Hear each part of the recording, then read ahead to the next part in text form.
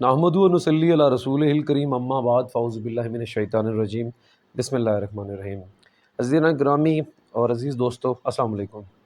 قرآن class میں آپ لوگوں کو خوش آمدید کہتا ہوں اور شکر گزار ہوں خدائے مہربان کا کہ اللہ تعالیٰ نے پھر سے مجھے موقع دیا ہے کہ آپ لوگوں کے درمیان قرآن پاک کا مطالعہ کر کے اس کی جو ورسز میں نے پڑھی ہیں اور سمجھنے کی کوشش کی ہوں آپ لوگوں سے شیئر کر سکوں۔ بارہا طور پہ پہلے بھی کہا جا چکا ہے کہ ایک طالب علم کی حیثیت سے ہم اس کلام الہی کا، اس ہولی بک کا مطالعہ کرتے ہیں۔ اس میں کوئی کمی بیشی ہوگی سب سے پہلے تو اللہ تعالیٰ سے معذرت خواہیں اور دعا گو ہیں کہ اللہ تعالیٰ اس میں ہماری اصلاح بھی فرمائے، رہنمائی بھی فرمائے اور ہمارا تعلق جو ہے اور ہمارا سلسلہ اس سے مضبوط کر کے رکھے۔ آج کا جو ہمارا لیکچر ہے وہ سورۃ یاسین کا دوسرا رکوع ہے، اور لاسٹ سیٹنگ میں جو ہے نا پہلا رکوع میں نے تیار کر کے کوشش کی تھی بیان کرنے کی۔ تو دوست کچھ نئے آئے ہوئے، میں کوشش کروں گا کہ جو پہلا رکوع ہے اس کا جو پس منظر تھا اس کو تھوڑا سا ریوائز کرا کے دوسرے رکوع کو بیان کیا جائے۔ تو سب سے پہلے تو سورۃ یاسین جو ہے نا بتا دوں آپ کو کہ یہ 36 سورہ ہے قرآن پاک کی، اور اس کے 83 ورسز ہیں، اور یہ مکی سورہ ہے، اور اس کا جو پس منظر ہے وہ میں آپ کو بیان کر دوں۔ اس کے 4 رکوع ہیں، ایک رکوع ہو چکا ہے اور آج ایک رکوع کو اور بیان کیا جائے گا۔ اب اس صورت میں اللہ تعالیٰ نے اپنی قدرت کاملہ اور حکمت بالغہ کی وہ نشانیاں پیدا کی ہیں، بتائی ہیں، جو انسان کی نہ صرف ذات میں پائی جاتی ہیں، اس کے ارد گرد وہ اگر غور کرے، معائنہ کرے، تو اللہ تعالیٰ نے بہت ساری نشانیاں پیدا کی ہوئی ہیں۔ اب ان ساری نشانیوں کو دیکھ کے اس کی قدرت کا اس سے اندازہ ہوتا ہے کہ وہ جو ذات ہے وہ کامل ہے، وہ حکیم ہے، اس کو ضرورت نہیں ہے کسی شریک کی، کسی مددگار کی، اپنی نشانیوں کو پورا کرنے کے لیے، اپنے اس پروسیس کو کمپلیٹ کرنے کے لیے۔ دوسری طرف یہ بتایا جا رہا ہے قدرت کی نشانیوں سے یہ ظاہر ہوتا ہے کہ جس ذات نے کائنات کا یہ محیر القول پیدا کیا ہے نا، وہ ذات اگر زندگی دے دیتی ہے، مرنے کے بعد بھی اس کو دوبارہ زندہ کرنے میں کوئی مشکل نہیں ہے، کوئی پریشانی نہیں ہے، جو کہ کفار سمجھتے تھے نا کہ اگر ہمیں زندگی بخشی گئی ہے تو مرنے کے بعد ہمارا کیا ہوگا، یا ان کا سرے سے مرنے پہ یقین ہی نہیں تھا۔ اور دوسرا یہ کہ نبی مہربان کو جب اللہ تعالیٰ نے بھیجا تھا، نبی مہربان صلی اللہ علیہ وسلم کو، تو ان کو بتایا گیا تھا کہ آپ کو جس قوم کی طرف بھیجا جا رہا ہے، اس قوم نے حضرت عیسیٰ کے بعد سے لے کے اب تک ان کو کوئی روشنی نہیں ملی، کوئی ان کی طرف رسول، نبی، پیغمبر نہیں بھیجا گیا۔ 571 سال کا تقریباً یہ دورانیہ گزرتا ہے، اور اگر ہم نبی مہربان کی نبوت کو دیکھیں تو آپ کی پیدائش سے آپ کی نبوت کے 40 سال کا عرصہ یہ بھی ایڈ کر دیں تو 611 سال ہو گئے تھے کہ ان لوگوں نے کوئی جو ہے نا ان کی طرف کوئی رسول نہیں بھیجا۔ وہ غفلتوں کے خوگر ہو چکے تھے، ان کی طرف کوئی نشانیاں نہیں آئیں، ان کے آباء و اجداد کو نہیں پتا تھا، وہ اندھیروں میں دھکیلے جا چکے تھے۔ تو آپ صلی اللہ علیہ وسلم کو اس قوم کے لیے بھیجا گیا۔ اب یہاں پہ یہ بتایا کہ اللہ تعالیٰ کے نبی نے اس صورت کو جو ہے نا قرآن پاک کا دل کہا ہے، وہ اس لیے کہ اس میں اسلام کے بنیادی عقائد کو بڑی فصیح اور بلاغت کے ساتھ بیان کیا گیا ہے۔ اچھا، اب جو ہے اس میں یہ بتایا جا چکا ہے کہ پہلے جو رکوع کا میں پس منظر آپ کو بیان کروں کہ پہلے رکوع میں یہ تھا کہ نبی مہربان کو جب بھیجا گیا تو آپ صلی اللہ علیہ وسلم کو اللہ تعالیٰ نے بتا دیا تھا کہ اب آپ ذہن میں رکھیں کہ ان کے آباء اجداد کو بھی کوئی بھی اس طرح نشانی نہیں دی گئی، کوئی نبی پیغمبر نہیں بھیجا گیا، تو وہ غفلتوں میں جو ہے نا غفلتوں میں دھکیلے جا چکے ہیں۔ اب یہ ہے کہ وہ آپ کی بات کا انکار بھی کریں گے، وہ جس طرح پہلے رسولوں کا انکار کرتے ہیں تو آپ کی بات کا انکار بھی کریں گے، آپ کو جھٹلائیں گے بھی صحیح، آپ کی راہ میں روڑے اٹکائیں گے، کانٹے بچھائیں گے۔ تو آپ صلی اللہ علیہ وسلم کو بتا دیا گیا تھا، اور کچھ لوگوں کے متعلق یہ بھی واضح کر دیا گیا، اس قوم میں کچھ لوگ ایسے بھی ہوں گے کہ جو لوگوں پہ اللہ تعالیٰ نے کہہ دیا کہ وہ بالکل ایمان نہیں لے کے آنے والے، ان کی مثال بیان کی جا چکی ہے، سورۃ بقرہ میں بھی پیچھے آ چکا ہے، جیسے کہ ان کے کانوں اور آنکھوں پہ مہریں لگا دی گئی ہیں، ٹھیک ہے، وہ سمن بکمن ہو چکے ہیں۔ یہ وہ لوگ ہیں جنہوں نے آپ کی ہدایت، آپ رحمت العالمین، آپ کی ہدایت کے ملنے کے باوجود بھی انکار کرنا ہے۔ تو ان کے متعلق ایک بیان کیا گیا تھا کہ مخمہون کا ورڈ استعمال کیا تھا کہ ان کی گردنیں ایسے تن چکی ہیں جیسے وہ ریگستانوں میں اونٹوں کو اگر آپ دیکھیں نا، اونٹ کی گردن کو وہ کھچا ڈال کے اس کی گردن کو کھینچتے ہیں تو نہ وہ دائیں دیکھنے کا ہوتا ہے نہ وہ بائیں دیکھنے کا ہوتا ہے۔ اس کا مطلب یہ ہے کہ آپ تو رحمت العالمین ہیں، آپ ان کو نشانیاں بیان کریں گے، لیکن وہ سرے سے انکار کریں گے کیونکہ ان کو ہدایت نہ ملنی ہے نہ نظر آنی۔ ان کی گردن ایسے تن چکی ہے کہ ان کو نہ نیچے نظر آئے گا، نہ دائیں نہ بائیں، نہ وہ آگے دیکھ پائیں گے نہ پیچھے دیکھ پائیں گے، تو وہ اس میں جکڑے جا چکے ہیں۔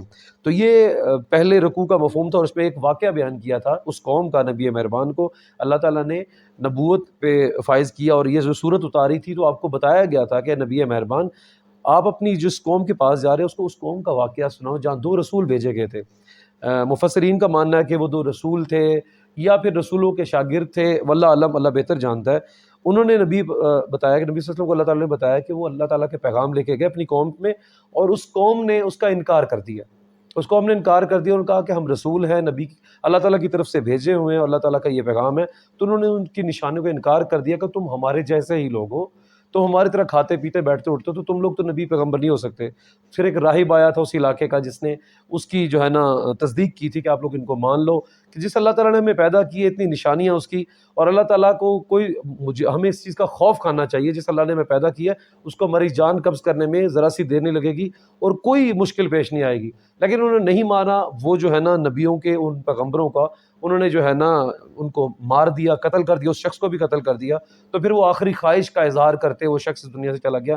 اے کاش اس مرنے والے مقتول نے اس قوم کو کہا کہ تمہیں پتہ ہوتا اللہ تعالیٰ کی راہ میں شہید ہونے کا کتنا مرتب ہے، کتنا منصب پہ فائز کرتا ہے، یا جو میں دیکھ رہا ہوں تو تم نہیں دیکھ رہے۔ اب یہ جو تفسیر بیان کی گئی ہے اس میں یہ ہے کہ وہ شخص کے جو ادھر عزیز و اقارب کھڑے ہوں گے، وہ شخص اس قوم کو اور اس عزیز و اقارب کو کہہ رہا ہوگا تم نے تو مجھے اللہ تعالیٰ کی راہ میں قتل کر دیا، لیکن اللہ تعالیٰ نے میرے لیے آگے کیا نشانیاں دی ہیں یہ تم نہیں جانتے۔ تو یہ پہلے رکوع کا جو ہے نا پس منظر تھا۔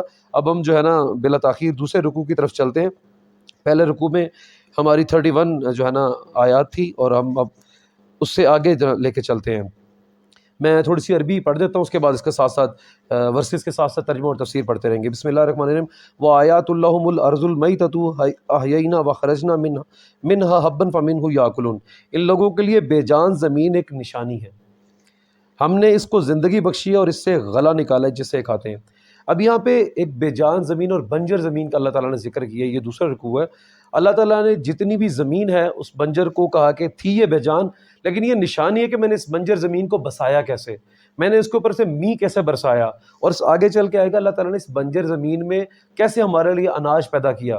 نباتات کو غور کر لیں، حیوانات پہ اللہ تعالیٰ کی نشانی کو غور کر لیں، انسان اپنے آپ پہ کرے۔ پھر اب یہاں پہ بتایا جا رہا ہے اسپیسیفکلی کہ جو زمین ہے وہ تھی تو بنجر، لیکن میرے رب کی یہ مہربانی ہے، میرے رب کی یہ قدرت ہے کہ اس نے اس کو بسایا اور ہمارے لیے اس سے پھل اگتے ہیں اور اس سے غلہ نکلتا ہے اور اس کو زندگی بخشی۔ اب زمین کو کیسے زندگی بخشی جا سکتی ہے؟ آپ کے کرۂ ارض کا 97% جو حصہ ہے نا وہ جو ہے نا کڑوے پانی پہ محیط ہے، سمندری پانی ہے، کڑوے پانی محیط ہے۔ آپ کا 2 to 3% ایسا حصہ ہے جس سے چشمے پھوٹتے ہیں، وہ میٹھا پانی ہے۔ اب آپ تھوڑا سا اپنا ہائیڈرولوجیکل سائیکل کو غور کریں نا، جو اب آبی سائیکل ہے، جو رین سائیکل، آپ ماشاءاللہ یہاں پڑھے لکھے لوگ بیٹھے ہوئے، رین سائیکل کا سب کو پتا ہوگا کہ کیسے گرم ہوائیں سمندروں سے بخارات اٹھا کے اوپر لے جاتی ہیں بادلوں کی طرف اور بعد میں وہ میਂہ برساتے ہیں۔ تو وہ جو کرۂ ارض پہ جو تغیر آتا ہے موسم کا، وہ دلوں کا قرار بنتا ہے۔ اب آپ دیکھیں ہائیڈرولوجیکل سائیکل میں جو 4 سٹیپس ہوتے ہیں کہ ایویپوریشن ہوتی ہے، پھر کنڈنسیشن ہوتی ہے، پھر اس کے بعد پریسیپیٹیشن اور پھر کلیکشن آف واٹر ہوتی ہے۔ یہ جو سارا سائیکل ہے جو سائنس اب دیکھ رہی ہے، یہ اللہ تعالیٰ نے دیکھیں زمین اس بنجر کو قرآن پاک میں سورۃ یاسین کو دیکھیں نا، کہا کہ میں نے تو اس کو زندگی بخش دی ہے، اور پانی زندگی بخشتا ہے۔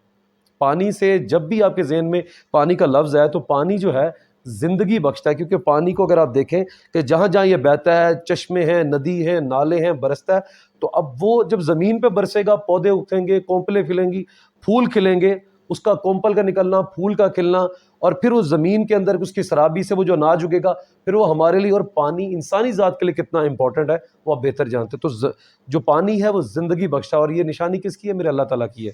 پھر اگلی آیت ہے وَجَعَلْنَا فِيهَا جَنَّاتٍ مِّن نَخِيلٍ وَأَعْنَابٍ وَفَجَّرْنَا فِيهَا مِنَ الْعُيُونِ، ہم نے اس میں کھجوروں اور انگوروں کے باغ رکھ دیے ہیں، پیدا کیے ہیں، اس کے اندر چشمے پھوٹتے ہیں۔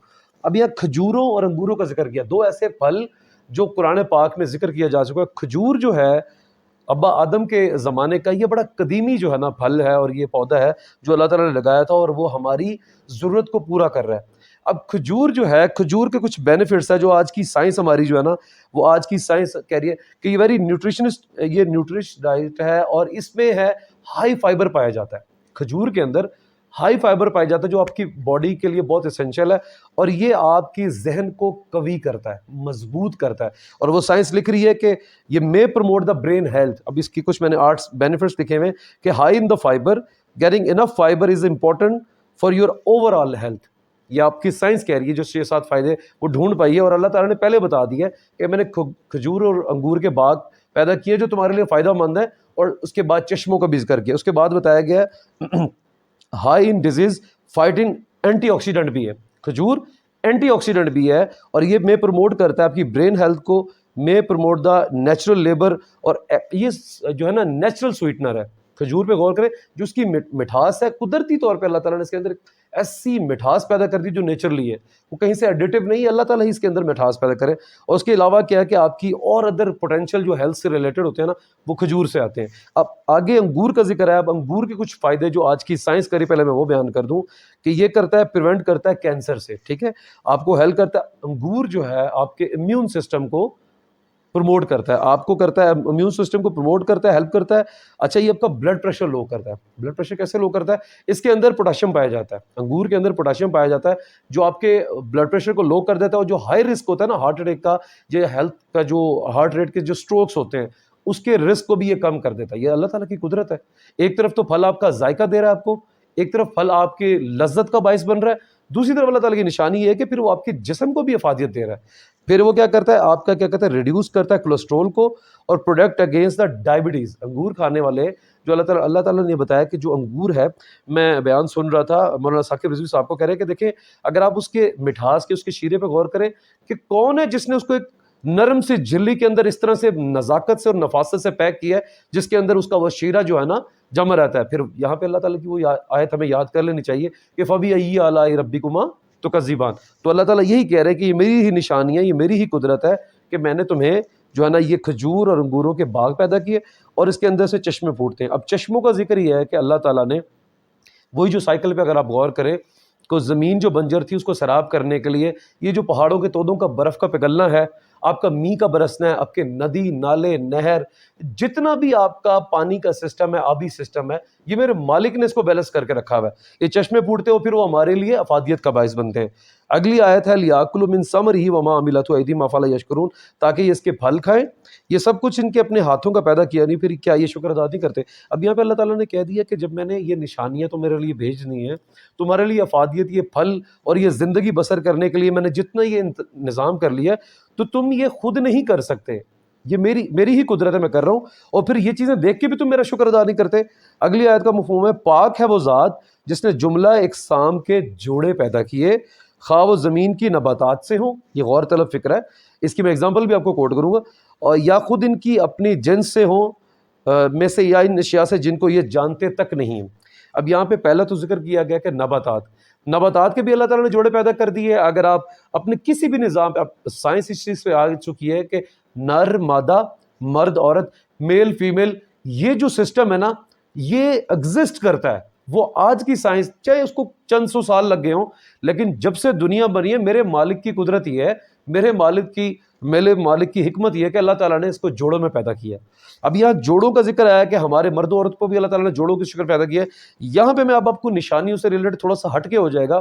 میں ڈاکٹر طاہر القادری صاحب کا ایک لیکچر سن رہا تھا, وہ بڑا ہی مین فل تھا میرے لیے لیکچر, اور نہایت جو ہے نا حیرت انگیز بات تھی. وہ انہوں نے پھر وہ سائنٹیفکلی جو ہے نا بیان کیا کہ انسان کا جو ایمبریو ہے نا, ایمبریو, اس کے بارے میں بتا رہے تھے کہ 42ویں دن جا کے اگر آپ انسان کے ایمبریو کا سکین لے کے آ کے کسی بھی ایک عام شخص کے سامنے کہیں دکھائیں یہ ایمبریو کس چیز کا ہے, نہ وہ بتا پائے گا یہ کسی جانور کا ہے, نہ وہ بتا پائے گا کسی پرندے کا, نہ وہ بتا پائے گا کسی انسان کا. یہ میں آپ لوگوں سے ویڈیو بھی شیئر کروں گا.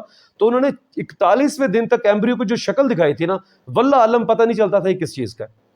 42ویں دن اللہ تعالیٰ نے اس میں آنکھیں بھی دے دی, اس کا ناک بھی واضح ہو گیا, اس کی شیپ بھی واضح ہو گئی, اور وہ ساری اس کی شیپ بن گئی صرف ایک دن کے فرق سے. اب میں دوبارہ واپس جاتا ہوں کہ اب یہ چیز سائنس آج دریافت کر رہی ہے, اور یہ کہاں پہ موجود ہے؟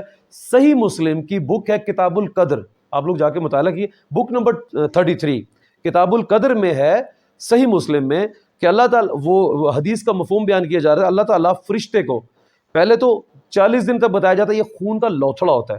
اس کو میں یہاں سے ریڈ بھی کر دیتا ہوں, یہ جو میں جس ورس کا ذکر کر رہا ہوں آپ کے ساتھ, لیٹ می ریڈ. اور یہاں پہ میں نے مینشن بک نمبر 33, پہلے میں اس کی انگلش پڑھ دیتا ہوں کہ عبداللہ بن مسعود رپورٹ کرتے ہیں, Allah messenger who is the most truthful and his being truthful said, verily your creation is on this wise, the constituent of one of you are collected for 40 days in the mother womb in the form of blood, after which it becomes a clot of blood.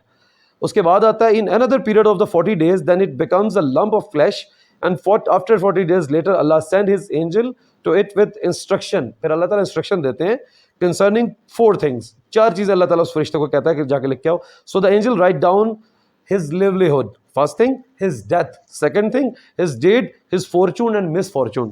اب یہاں پہ اس کا مفہوم یہ بیان کیا ہے کہ اللہ تعالیٰ کہ وہ جو میسنجر ہے جس کو اللہ تعالیٰ 40 دن کے بعد بھیجتا ہے, کہ پہلے یہ خون کا لوتھڑا ہوتا ہے, پھر وہ ایک پہلے خون ہوتا ہے, پھر خون جمتا ہے, پھر خون کا لوتھڑا بنتا ہے. اس کے بعد جب 42واں دن آتا ہے نا, تو اللہ تعالیٰ اپنے فرشتوں کو سینڈ کرتے ہیں کہ جائیں اس کے لیے 4 چیزیں لکھ کے, انسٹرکشن اللہ تعالیٰ کی ہوتی ہے. تو یہ دیکھیں جو نشانیاں میں بات کری تھی, ایک تو بات نکلی تھی یہاں سے کہ اللہ تعالیٰ نے ہر چیز جوڑوں میں پیدا کی ہے. اب یہاں جوڑوں کا ذکر آیا تو وہاں جب میں ان کی تقریر سن رہا تھا تو میں اللہ تعالیٰ کی اس نشانی کو دیکھ کے بھی حیران ہوں کہ لٹرلی جب میں نے ان کی اس ایمبریو کی وہ جو سکین دکھا رہے تھے بیٹھ کے, لائیو سکین دکھا رہے تھے ان کی کلاس میں, نہ جانے کتنے ہزار لوگ تھے, انہوں نے کہا یہ دیکھیں یہ 41ویں دن تک بھی نہیں پتہ لگ رہا کہ یہ ایمبریو کس جاندار کا ہے, کس انسان کا ہے. 42ویں دن, قدرت ہے نا خدا کی. یہ دیکھو پھر یہ حدیث سے ثابت ہو, سائنس آج ثابت کر رہی ہے, اور صحیح مسلم میں بک نمبر 33 میں اللہ نے پہلے بتا دیا کہ 42ویں دن پھر میں اپنے فرشتوں کو بھیجتا ہوں, جو 4 چیزیں لکھ کے آؤ کہ اس کا رزق, اس کی موت, اس کی قسمت, اس کی بدقسمتی, اس کے نام اعمال, یہ 4 چیزیں لکھ دی جاتی ہیں. تو فبأي آلاء ربكما تكذبان. آگے چلتے ہیں. اللہ تعالیٰ نے جوڑوں کے بعد بات کی ہے کہ ان کے لیے ایک اور نشانی ہے, ہم اس کے اوپر دن سے یہ وآیات لهم اللیل نسلخ منہ النہار فاذا هم مظلمون. اب یہاں پہ بتایا گیا ہے کہ ان کے لیے ایک اور نشانی رات ہے. ٹھیک ہے, لیل جو ہے رات کے لیے یوز کیا جاتا ہے, ان کے لیے ایک اور نشانی رات ہے. ہم اس کے اوپر سے دن ہٹا لیتے ہیں تو ان کے اوپر اندھیرا چھا جاتا ہے. ویسے جو قرآن اس پہ اندھیرا ہی اندھیرا, اللہ تعالیٰ نے یہ سورج پیدا کیا نا, تو یہ کس کو کسی نے غلاف کی مانند یا ایک چادر کی مانند لیا ہے. ویسے تو دنیا پہ اندھیرا تھا, جب اللہ تعالیٰ نے اندھیرا ہٹانا ہوتا ہے دن کے اوپر, رات کے اوپر سے دن لانا ہوتا ہے, تو اللہ تعالیٰ اس غلاف کو, سورج کی روشنی کو ایک وائٹ چادر کی طرح بچھا دیتے ہیں. تو جہاں جہاں سورج کی روشنی, کہتے ہیں کہ سورج جو ایک مستقر, جو ایک بیلنسڈ ترتیب کے ساتھ چل رہا ہوتا ہے, وہ جہاں جہاں جس ملک کے سامنے, جس قرہ کے سامنے آتا جائے گا وہاں روشنی ہوتی جائے گی. تو یہ جو غلاف اللہ تعالیٰ رات کے اوپر دیتے چلے جاتے ہیں, وائٹ چادر کا غلاف دیتے تو وہاں روشنی آتی چلی جاتی ہے. تو اللہ تعالیٰ کہہ رہے میری اس نشانی سے بھی تم پہچانو کہ میں حکیم ہوں, میں قدرت والا ہوں. میں نے بیان کیا تھا نبی مہربان نے اس صورت کو قرآن پاک کا دل کہا. کیوں؟ اسلام کے بنیادی عقائد کو فصیح اور بلیغ انداز میں بیان کیا. اب دیکھیں نا, ایک ایک چیز کو, جوڑوں کا ذکر کیا جا رہا ہے, موت کا ذکر کیا جا رہا ہے, رات کا ذکر کیا جا رہا ہے. اگلی آیت کا جو مفہوم ہے, اور سورج اپنے ٹھکانے کی طرف چلتا ہے, وَالشَّمْسُ تَجْرِي لِمُسْتَقَرٍ لَهَا. اب یہ جو مستقر ہے یہاں پہ اس کا استقرار بیان کیا جا رہا ہے, اس کا بیلنس بیان کیا جا رہا ہے, اس کا کنسسٹنٹ بیہیویئر بیان کیا جا رہا ہے. جو انسٹرکشن کس کی, اللہ تعالیٰ کی طرف سے, کہ وہ ایک مستقر اپنے وے سے چلتا رہتا ہے, اس کو اجازت نہیں ہے کہ وہ ہٹ جائے, اسی مدار میں چلتا رہتا ہے. کہ اور سورج وہ اپنے ٹھکانے کی طرف چلا جا رہا ہے. یہ زبردست علیم ہستی کا باندھا ہوا حساب ہے کہ اللہ تعالیٰ نے جو حساب یا کیلکولیشن کر دی ہے نا پورا عرض کی, جس چیز کی ہے وہ اسی کے اوپر چل رہی ہے, وہ اس سے ایک نقطہ بھی دائیں بائیں نہیں ہو سکتی. فَبِأَيِّ آلَاءِ رَبِّكُمَا تُكَذِّبَانِ. وَالْقَمَرُ قَدَّرْنَاهُ مَنَازِلَ حَتَّىٰ عَادَ كَالْعُرْجُونِ الْقَدِيمِ. اور چاند اس کے لیے ہم نے منزلیں مقرر کر دی ہیں, اور یہاں تک کہ ان سے گزرتا ہوا پھر ایک کھجور کی سوکھی شاخ کی مانند ہو جاتا ہے.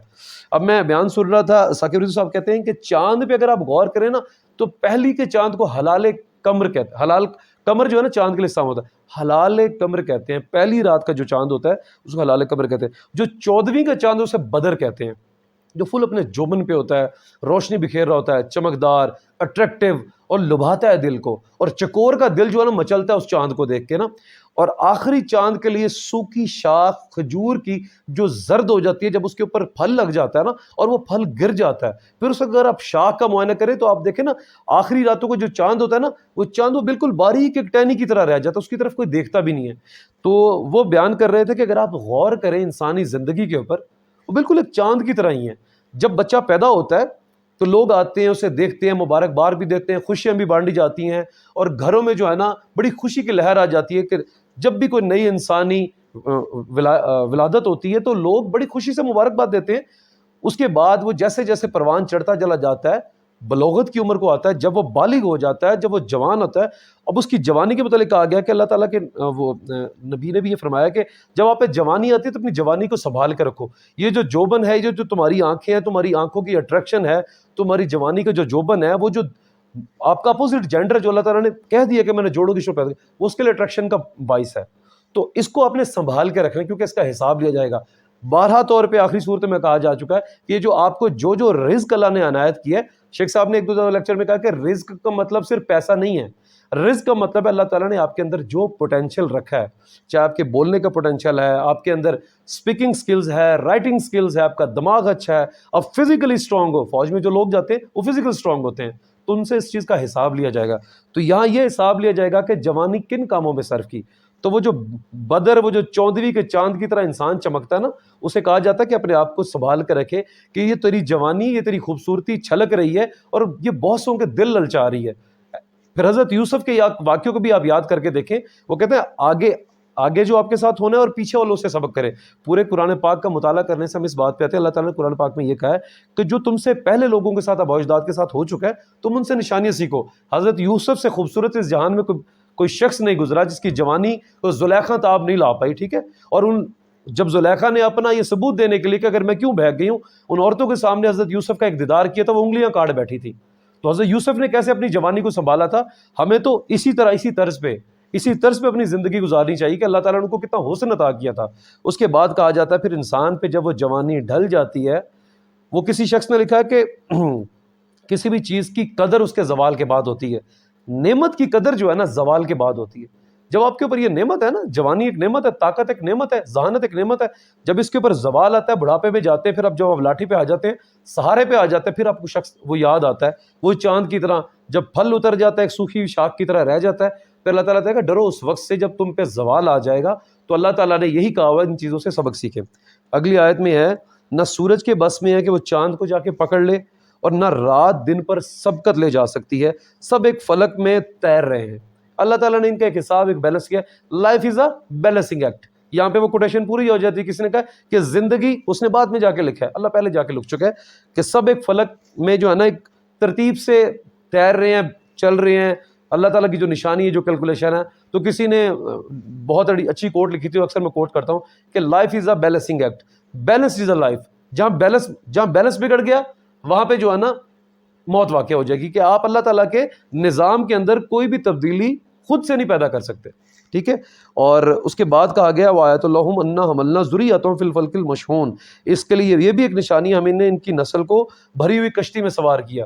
یہ جو بھری ہوئی کشتی کا واقعہ، یہ نوح علیہ السلام سے ریلیٹڈ، اگر آج سے ریلیٹ کیا جائے تو دیکھو انسان نے کتنی ترقی کر دی ہے، جہاز بنا دیے ہیں. اب وہ لکڑی کے تختے کی جو کشتی ہوتی ہے، وہ کیسے اس کے اوپر پانی کے اوپر بیلنس چل رہی ہوتی ہے، یہ اللہ تعالیٰ کی قدرت ہے. پھر آگے جا کے اللہ تعالیٰ کہتے ہیں پھر ان کے لیے وہی کشتیاں، پھر اسی طرح کی میں نے اور کشتیاں پیدا کر دی ہیں جن پہ یہ سواریاں کرتے ہیں. اب یہاں پہ بتایا جا رہا ہے کہ جتنی ترقی ہوتی جا رہی ہے، انسان دن بدن ترقی کر رہا ہے، تو اس کی ڈیولپمنٹ کے اللہ تعالیٰ نے یہ بتایا کہ اگر تم ترقی کر چکے ہو تو ایک چیز یاد رکھنا، وہ یہ ہے کہ وَإِن نَشَاء نُغْرِقْهُمْ فَلَا صَرِيخَ لَهُمْ وَلَهُمْ يُنْقَذُونَ. کہ ہم چاہتے تو ان کو غرق کر دیتے. اللہ تعالیٰ نے کہا نا کہ اللہ تعالیٰ نے ہی ہمیں یہ طاقت دی ہے، یہ قوت دی ہے، یہ برین دی ہے کہ اس کا استعمال کر کے، اللہ تعالیٰ کی دی ہوئی چیزوں کا استعمال کر کے ہم لوگ ترقی کرتے ہیں. ہم نے ایٹم بم بنا لی ہے، ہم جو ہے نا ہواؤں میں اڑتے پھر رہے ہیں. پرندے کو دیکھ کے ایک جہاز ہم نے اڑا دیا ہے. ہم نے جو ہے نا دریاؤں کو چیرتے ہوئے، سمندروں کو چیرتے ہوئے بحری بیڑے جو ہے یہ چل رہے. تو اللہ تعالیٰ کہہ رہے ہیں ہم چاہیں تو کیا کریں، اس کو غرق کر دے. کوئی ان کی فریاد سننے والا بھی نہ ہو کہ کسی منجدار میں، کسی گھمن میں ہم غرق کر دیں، کوئی ان کی فریاد سننے والا نہیں آئے گا، کوئی ان کو نہیں بچا پائے گا، اور کسی طرح یہ نہ بچ پائیں گے. آگے کہا جا رہا ہے کہ بس ہماری رحمت ہی ہے جو انہیں پار لگاتی ہے اور ایک وقت خاص تک زندگی سے مطمئن ہونے کا موقع دیتی ہے. کہ ہم نے جو ہے نا ان کو زندگی دی ہے، موت جب تک ان کو نہیں آنی. یہاں پہ فکرہ غور طلب ہے کہ یہ تب تک جیتے رہیں گے جب تک ان کی، اب آپ وہ غور کریں. صحیح مسلم کی بک نمبر 33 جو ابھی کوٹ کر چکا ہوں، کہ جب انسان پیدا ہوتا ہے تو اللہ تعالیٰ کیا چیزیں لکھ دیتا ہے. ایک تو اس کا لکھ دیتا ہے کہ اللہ تعالیٰ اس کی رزق کا لکھ دیتا ہے، اس کا نامہ اعمال میں اس کی موت کا بھی لکھا جاتا ہے. اللہ تعالیٰ یہاں کہہ رہے ہیں بس ہماری ہی رحمت انہیں پار لگاتی ہے اور ایک وقت خاص تک زندگی سے مطمئن ہونے کا موقع دیتی ہے، کہ تب تک زندہ رہیں گے جب تک میں چاہوں گا، کیونکہ میں لکھ چکا ہوں. 42واں دن جب تم ماں کی کوکھ میں تھے تب میں نے تمہاری زندگی لکھ دی تھی. پھر تمہارے نامہ اعمال ہے، تم نے آگے ہدایت پانی یا نہیں پانی. اور انسان وہ واحد اشرف المخلوقات ہے جس کو اللہ تعالیٰ نے دنیا میں بھیج کے کچھ طاقتیں عطا کی ہیں. باقی کسی کو یہ جرت نہیں ہے. دیکھیں آپ کے، میں نے کہا جس نے انسان کے نظام قدرت پہ غور کرے، کسی چیز کو یہ جرت نہیں ہے کہ وہ جو ہے نا اللہ تعالیٰ کے حکم سے آگے چل پائے. لیکن اللہ تعالیٰ نے کچھ انسان کو طاقتیں اور قوتیں دی ہیں، اشرف المخلوقات بنائے تمام مخلوقات پہ، کہ تمہیں اللہ تعالیٰ نے یہ دیا ہے کہ تم نے نیکی اور بدی کے درمیان راستہ تلاش کرو. ایسے نہیں کہ اللہ تعالیٰ نے ایسے انسان کو بھیج دیا, نبی بھیجے, پیغمبر بھیجے. پیچھے آیت کو میں دوبارہ سے لاسٹ آیت کو یاد کر لوں کہ وہاں پہ یہ تھا کہ مفسرین کہتے ہیں کہ اگر اللہ تعالیٰ زمین کو بنجر نہیں دیکھنا چاہتا تو کیا خیال ہے, اللہ تعالیٰ انسان کے دل کو بنجر دیکھنا چاہے گا؟ جس سے یہ برداشت نہیں ہوتا کہ زمین بنجر ہے, اس کے اندر اس نے کس طرح کے پھل اگا دیے ہیں, کس طرح کے پودے اگا دیے ہیں, وہ اس کی سراب کرنے کے لیے اتنا جو ہے آبی سسٹم پیدا کیا ہے, چشمے ہیں, ندیاں ہیں, نالے ہیں, می برستا ہے اور پہاڑوں سے تودوں سے برف آتی ہے, وہ سارا سسٹم اللہ تعالیٰ نے زمین کی سرابی کے لیے. وٹ اف کہ وہ آپ کے دل کو بنجر چھوڑ دے گا؟ ہو ہی نہیں سکتا. تو اللہ تعالیٰ نے اس کو اس طرح نہیں بھیجا, بے یار و مددگار نہیں بھیج دیا. اللہ تعالیٰ نے ڈفرنٹ میسنجرز بھیجے ہیں, 1,24,000 پیغمبر بھیجے, پھر کتابیں بھیجی. دیکھیں نا کہ آپ یہ موبائل میرے ہاتھ میں, اس موبائل کی کمپنی جب موبائل بناتی ہے تو اس کا ماڈیول بناتی ہے, اس کی انسٹرکشن لکھی ہوتی ہے. کوئی بھی چھوٹے سے چھوٹا بھی آپ ٹول دیکھ لیں جو آپ آتا ہے آج, اس کے ساتھ ایک چھوٹی سی پمفلٹ آتا ہے اس کو ریڈ کرنے کے لیے. آج کا انسان یہ جانتا ہے کہ ہم اس کو چلانے کے لیے, اس ٹول کے لیے انسٹرکشن دینی ہے. تو وہ جو حکیم ہے, جو علیم ہستی ہے, جو سب جانتی ہے, علیم کا مطلب جاننا ہوتا ہے نا, اس کو نہیں پتا کہ انسان کو اگر میں ایسے بھیج دوں گا تو پھر وہ کیسے راہ راست پہ آئے گا. پھر آخرت میں جب میں اس کو جہنم میں بھیجنے لگوں کہ میرے اللہ تعالیٰ تم نے تو مجھے زمین میں بھیج دیا تھا, اس کے بعد تو پوچھا ہی نہیں کہ میں چل رہا ہوں صحیح راستے پہ نہیں چل رہا. اللہ نے گاہے بگائے ہمارے لیے ہدایت بھیجی ہے. پھر آگے کہا گیا ان لوگوں سے جب کہا جاتا ہے کہ بچو اس انجام سے جو تمہارے آگے آ رہا ہے اور تمہارے پیچھے کر گزرا ہے. آگے آ رہا کا مطلب یہ ہے کہ اگر تم اس وقت کو نہیں سمجھو گے تو پھر آگے یہی ہے کہ وہ جو جنت اور دوزخ کا ڈے آف ججمنٹ کا کہا گیا ہے کہ مالکی یوم الدین, سورۃ فاتحہ میں پڑھتے ہیں نا, اللہ تعالیٰ نے سورۃ فاتحہ میں کہہ دیا کہ الحمدللہ رب العالمین, تعریف تمام اس رب کے لیے جو رحمان بھی ہے, رحیم بھی ہے, پھر مالکی یوم الدین بھی ہے, جو ڈے آف ججمنٹ کا مالک بھی ہے. تو کہا جا رہا ہے کہ جو تمہارے آگے آ رہا ہے, آگے کیا نہیں ہے, آگے تمہارے اعمال کا, جیسے آپ ایگزامینیشن سینٹر میں جاتے ہیں, اپیئر ہوتے ہیں, لیکن اس سے پہلے کیا کرتے ہیں, پورا سال اس کورس کی تیاری بھی تو کرتے ہیں نا, اور پھر اس کو آپ کو آؤٹ کم ملتا ہے, آپ کو ریوارڈ ملتا ہے. آپ پاس ہوتے ہیں, فیل ہوتے ہیں, پھر آپ کے ڈسٹنکشنز ہیں, آپ کو اس کا ریوارڈ ملتا ہے. تو اللہ تعالیٰ کہہ رہے ہیں ان لوگوں سے جب کہا جاتا ہے کہ بچو بچو, یہاں پہ وارن کیا جا رہا ہے یہاں پہ ان لوگوں کے لیے جنہوں نے جہنم میں جانا ہوگا. پھر تمہارے پیچھے جو گزر چکا, پھر تمہارے پیچھے اس میں بھی آ چکا ہے کہ آپ کے جو نشانیاں تھیں کہ نبی مہربان کو اس دنیا میں بھیجنے سے پہلے اس قوم کا ذکر کیا گیا کہ جن کی طرف میں نے رسول بھیجے تھے انہوں نے انکار کر دیا. پھر کیا ہوا تھا, ایک یکدم دھماکہ ہوا تھا اور وہ پوری قوم غرق ہو گئی تھی. پیچھے والوں سے سیکھو, شاید کہ تم پر رحم کیا جائے تو یہ سنی انسنی کر جاتے ہیں. اللہ تعالیٰ کہہ رہے ہیں کہ ان کو میں نشانیاں بھی بھیجتا ہوں لیکن یہ سنی انسنی کر جاتے ہیں. ان کے سامنے ان کے رب کی آیات میں سے جو بھی آیات پڑھی جاتی ہے اس کی طرف التفات نہیں کرتے. اللہ تعالیٰ کی آیت ہی پڑھی جا رہی ہے, یہ بھی اللہ تعالیٰ کی آیت پڑھی جا رہی ہے, ان لوگوں کے سامنے بھی آیت پڑھی جاتی تھی لیکن وہ اس کی طرف نہیں راغب ہوتے تھے. آگے اور جب ان سے کہا جاتا ہے کہ اللہ نے جو رزق تمہیں عطا کیا ہے اس میں سے کچھ اللہ کی راہ میں بھی خرچ کیا کرو. اب یہاں پہ بڑی سمجھنے والی بات ہے اور یہ بڑا باریک پہلو ہے. اب یہاں پہ دیکھیں, اس میں سے کچھ اللہ کی راہ میں خرچ کرو. تو یہ لوگ جنہوں نے کفر کیا ہے, ایمان والوں کو پتہ کیا جواب دیتے ہیں کہ کیا ہم ان کو کھلائیں جنہیں اگر اللہ چاہتا تو خود کھلا دیتا, تو تم تو بالکل ہی بہک گئے ہو. اب وہ ایمان والوں کو کہتے ہیں کہ اللہ کے بندے, اللہ نے مجھے رزق دے دیا, تم سب کہتے ہو اللہ تعالیٰ کی تقسیم, اللہ تعالیٰ نے رزق بھی بھیج دیا. اللہ تعالیٰ چاہتا تو ان کو رزق نہ دیتا تھا, اللہ تعالیٰ چاہتے ہیں کہ یہ بھوکے رہیں. اب یہ کفر والوں کا جو انکار ہے نا, انہوں نے انکار کسی کوئی سی بھی صورت نکال لی ہے, انکار کسی صورت اقرار میں کہا. اب آپ نے کسی بھی طریقے سے انکار کرنا ہے, وہ کسی شاعر نے کہا انکار کسی صورت کسی اقرار میں کہا. آپ کے سامنے آیتیں آ رہی ہوں, کہہ رہے ہیں نہیں, یہ میں نے اس کو بھوکا رکھا, یہ اللہ نے اس کو بھوکا رکھا ہے, میں کیوں اپنے رزق میں سے اس کو رزق عطا کروں. یہ پھر کفر ہے. یہ اللہ تعالیٰ نے کہا تھا میری آزمائش ہے, میں کسی بندے کو دے کر آزماتا ہوں اور کسی سے لے کر آزماتا ہوں. سیکھنے کے لیے یہ فکر ہونا چاہیے.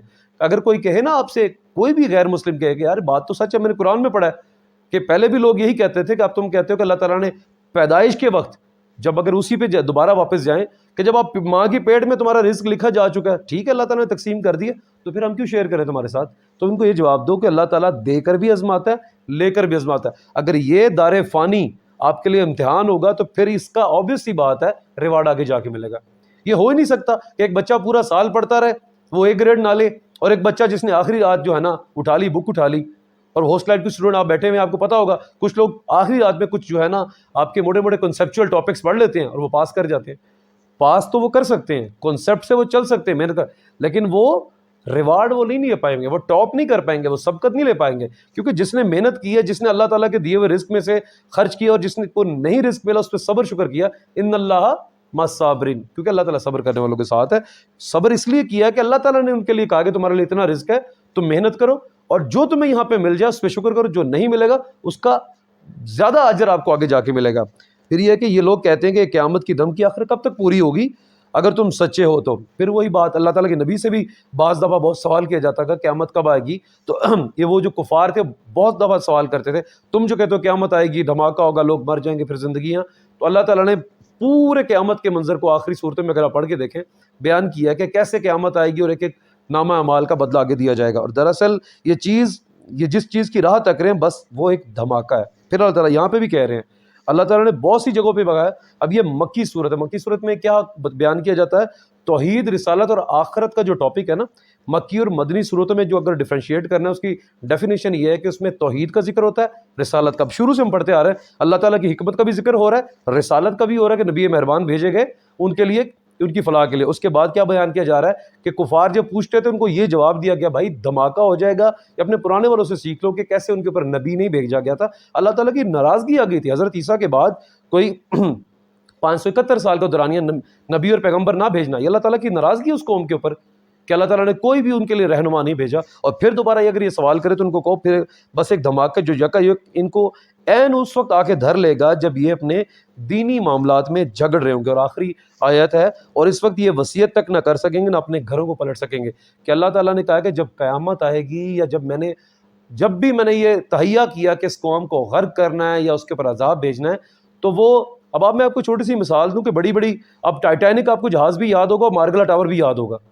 زلزلے جب اللہ تعالیٰ کی طرف سے آتے ہیں، اللہ تعالیٰ کی ناراضگیاں آتی ہیں نا، تو پھر جتنی بڑی بلڈنگز ہوں اور جتنا اچھا مٹیریل کنسٹرکشن پہ لگا دیا جائے، جتنا مال لگا دیا جائے، میرے مالک نے ایک دفعہ کن فیکون ہو جانا ہے، کن فیکون سے ہو جانا ہے۔ تو اللہ تعالیٰ نے اس صورت کے اندر ہم نے جو 2 رکوع پڑھے، میں اس کا اب جو ہے نا ہوم ٹیک میسیج جو ہمیں ملتا ہے، ہم نے پہلا رکوع بھی معائنہ کیا، دوسرا بھی، کہ اللہ تعالیٰ کی ایک تو نشانیاں جو اللہ تعالیٰ نے ہمارے لیے پیدا کی ہیں اس پہ ہم غور کریں، اس سے ہم مستفید بھی ہوں، اس کا شکر بھی ادا کریں۔ سب سے بڑی چیز یہ ہے کہ شکر، اللہ تعالیٰ نے فرمایا شکر بہت بڑی نعمت ہے۔ ایک تو یہ چیز جس کو دیا جا چکا ہے وہ بھی شکر ادا کرے، جسے نہیں دیا جا چکا وہ شکر کرے، اور اس سے سیکھے کہ اللہ تعالیٰ نے جو بھی میرے لیے مختص کر دیا آگے جا کے میرے ریوارڈ ہوگا۔ اور پھر آخرت کا سبق بار بار کیا جا رہا ہے کہ بھائی 12 طور پہ کہا جا رہا ہے نبیوں کو، پیغمبروں کو بھیج کے کہ بھائی آپ لوگ اپنے پرکھوں سے سیکھو، ان نشانیوں سے سیکھو کہ اس دنیا کے اندر رہنا ہے تو اپنے طور طریقوں کو اللہ تعالیٰ کے اور اس کے رسول کے بتائے طریقوں پہ کرو۔ اگر آپ نہیں کرو گے تو آپ پہ آزمائشیں بھی آئیں گی، آپ کے اوپر اس قوموں کی طرح غرق جو ہو گئی تھی اس طرح سے پھر اللہ تعالیٰ کا مکافات عمل بھی ہے۔ جب آپ لوگ دوسرے لوگوں کا حق ماریں گے تو پھر آگے جا کے یہ بھی بیان کیا جائے گا کہ اللہ تعالیٰ نے ان کے لیے بھی جو ہے نا obvious سی بات ہے عذاب ہے۔ تو دعا اللہ تعالیٰ سے کہ میں نے اس کو بیان کرنے میں اگر کوئی کوتاہی کر دی ہو تو اللہ تعالیٰ مجھے معاف کرے، اور جو اس کا ایک میسج ہے وہ ہوم ٹیک میسج ہے، اس سے ہم سیکھیں پریکٹیکلی۔ وما علینا الا البلاغ المبین۔